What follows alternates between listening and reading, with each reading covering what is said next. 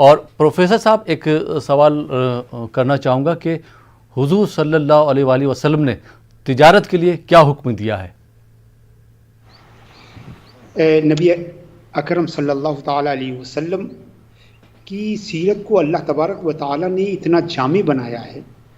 اور اتنا ہمہ جہتی بنایا ہے کہ زندگی کی کسی بھی گوشے سے تعلق رکھنے والا انسان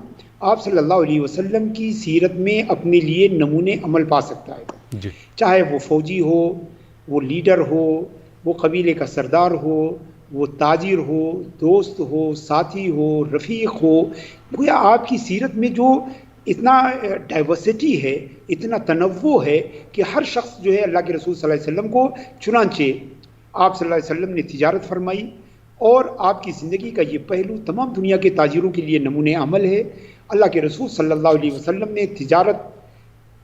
کی حوصلہ افزائی کی، تجارت کو جو ہے وہ بہتر کام فرمایا. بلکہ ایک روایت میں ہے کہ آپ نے فرمایا کہ جو رزق کے جو 10 دروازے ہیں ان میں سے 9 دروازے جو ہے وہ تجارت کے ذریعے کھلتے ہیں. اور آپ نے فرمایا کہ جو تاجر امین ہے، امانت دار جو ٹریڈر ہے، جو ٹرسٹ وردی جو ہے بزنس مین ہے، وہ قیامت کے دن انبیاء اور مرسلین اور شہداء اور صالحین کے ساتھ اس کا حشر کیا جائے،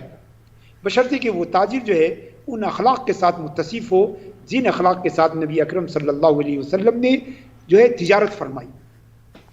تو یہ بے حد ضروری ہے کہ جو تاجر پیشہ لوگ ہیں وہ بھی نبی اکرم صلی اللہ تعالیٰ علیہ وسلم کی سیرت اور آپ کے فرامین سے استفادہ کر سکتے ہیں اور اپنی تجارت میں، اپنے تعامل میں، اپنی ڈیلنگ میں، اپنے معاملات میں جو ہے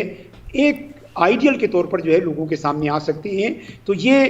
ان کے دین اور فکر کی دعوت کا بھی ذریعہ ہوگا اور ان کی تجارت کے فروغ کا بھی ذریعہ ہوگا. جی بہت بہت شکریہ علامہ اشرف جعسی صاحب.